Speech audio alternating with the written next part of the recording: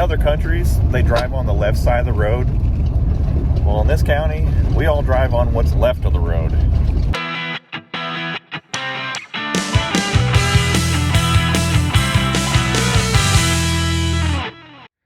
Alright guys, so you can see here that I put the original 97 5-star rims back on the car. And the reason why I took the GTO wheels off was because I popped a tire. I blew a sidewall, and I can't exactly point it out right now because I can't see it, but it won't hold air. The tires have just a little bit of tread life left, and they're actually different on the back than the front. These are 245, 45 17s, and then the fronts, I think, are 235s.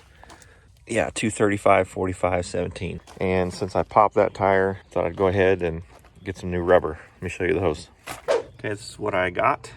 275, 40 ZR17s. These are directional. Got these off of TireRack.com. This is the cheapest I could find them. They are the Riken Raptor 275 40 ZR17. This is what the Camaro came stock with on like the SS. And I really wanted that profile of a tire for my GTO rims. Well, the trouble is, the GTO rim, I believe, is only 8 inches deep.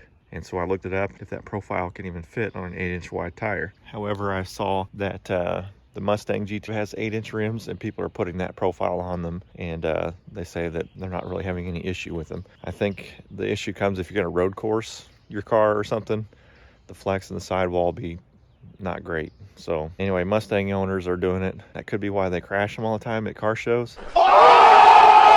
Anyway, just go ahead and put these on the GTO rims and just roll with it. I do like the GTO rims a lot. Now, are they my all-time favorites? No, but that's what I've got, and that's what I'm gonna work with. Until I went on to Facebook Marketplace and found a set of rims that I've been looking for a long time and are my all-time favorites. They were at a price that I really thought was reasonable. So my son and I drove about 3 hours away to go get them, and let me show you what I picked up. Ta-da! I was able to pick up these gems. These came off of a 1997 Super Sport Camaro. So these are original factory SS rims, and they share the same profile that I just bought, 275 40 ZR17. So they came with 2 Nitto NT555s. They've got some pretty good tread life still left on them. I think the car had about 60,000 miles. So those are the 2 rears. I'm sure they were bald. And these were the fronts. So I'm not gonna run with these Nittos, obviously, because I got new tires. But I am gonna keep them. And I'm gonna go ahead and put them on 2 of the GTO rims and use those as, how shall I put it, burners. When we get the engine swapped on the RS, I'll use those GTO rims with the old Nittos. We'll do a fancy burnout with them and send them to that great burnout cloud in the sky. You know what I mean? Yeah, sure. All right, so we're gonna go ahead and load these up in the back of the truck, take them down to my local tire shop and have them mount and balance the new rubber. And we'll hang on to these Nittos for some fun later.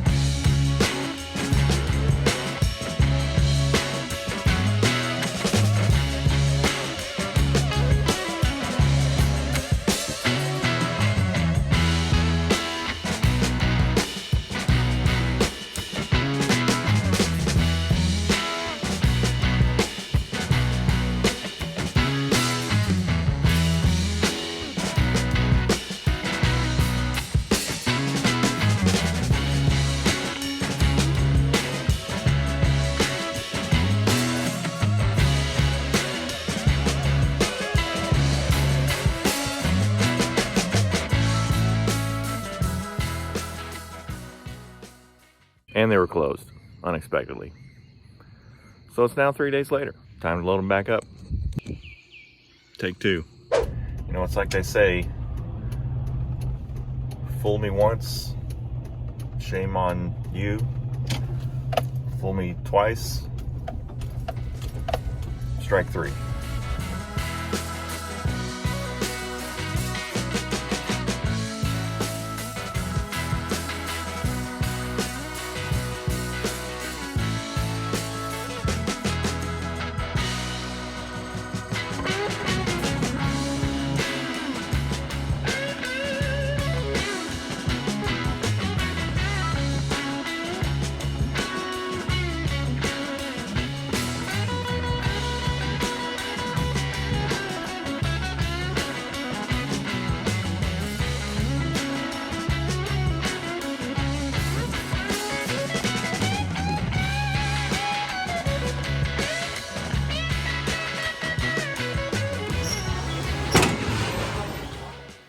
All right, well, here we are several months later, and you can see that I don't have the tires on the car yet.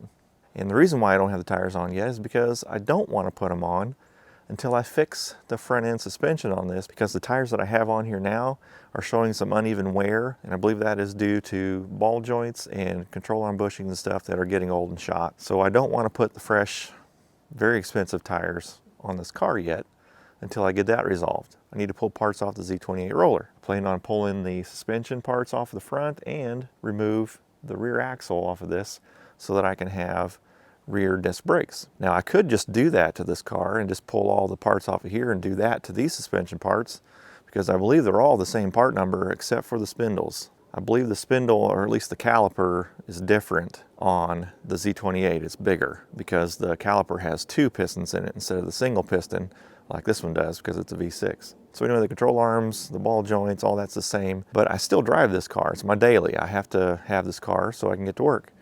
So my plan is to just pull that all off the Z28 and take care of that business while I'm still driving the Camaro.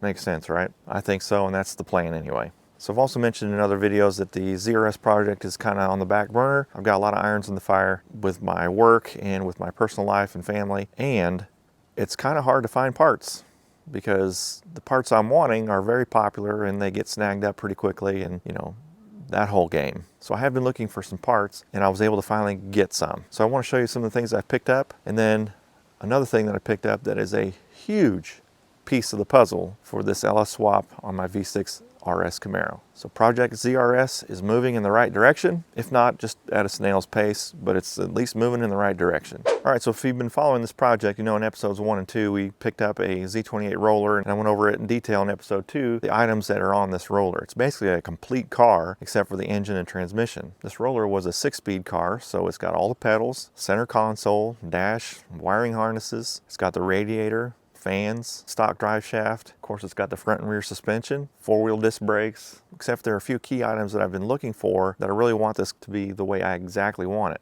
You know, the engine and transmission's coming out of my Silverado, so I've got a 4L60E automatic transmission to that thing, and I was going to convert that over to a rear-wheel drive setup because it's got the transfer case on it, and I was going to have to find an automatic transmission wiring harness for the LS engine since I don't have one because this roller is a manual transmission. So I either need to find a wiring harness or I need to find a manual transmission for it. But there's also other parts that I've wanted to find. Namely, one was those SS rims, but I wanted to find some long tube headers or something for it. And yeah, I've been looking around an awful lot for a T56 transmission, and I have found a couple, but these things must be made out of 24 karat gold. I cannot believe how much money people are wanting for these transmissions. It boggles the mind.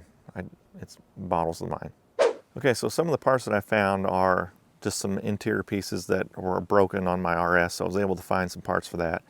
Obviously, I picked up the SS rims, but I also picked up these bad units. These long tube headers I found on Facebook Marketplace along with this drive shaft. This one is actually a very light aluminum drive shaft, so I'll be running with this one. And it's actually a racing drive shaft company. Pretty neat. But these long tube headers are QuickTime performance headers. So those are some quality headers that I was able to pick up.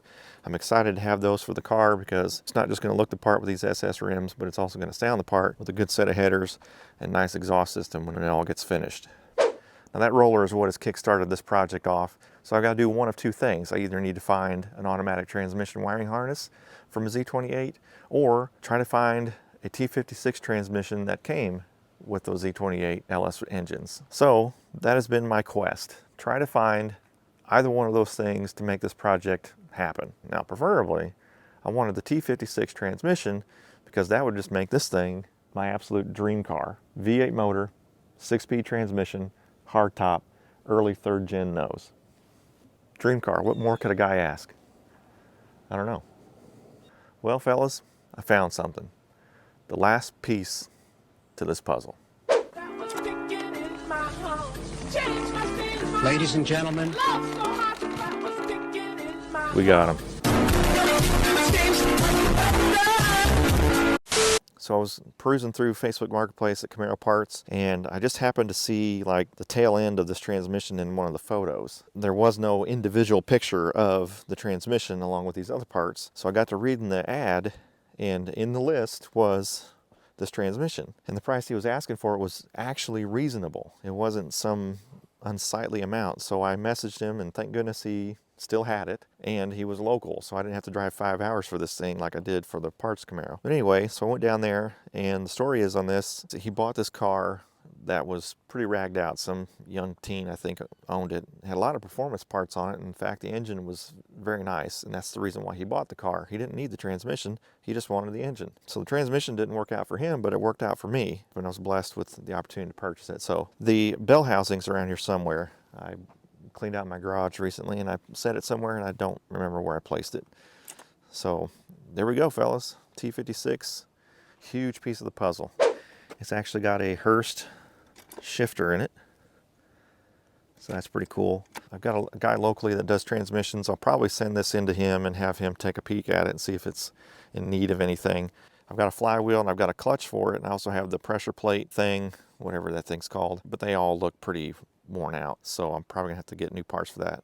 So I've had some people ask me what's the status on pulling the engine with the Silveresto. I haven't gotten to it yet because I still have some video ideas for this thing. I've got some fun I want to have with it before I pull the engine. Plus, I've been shopping around engine machine shops to see where I can send the engine. I haven't quite decided where I'm going to take it yet. So I do have some fun yet to have with this truck. And if you're curious, I'm still catching mice. I'm over 120 by now. Another thing to add to the list of things to do for this car is to fix the paint. The clear coat is coming off the nose. This is a replacement nose and a replacement fender, and the clear coat is peeling up.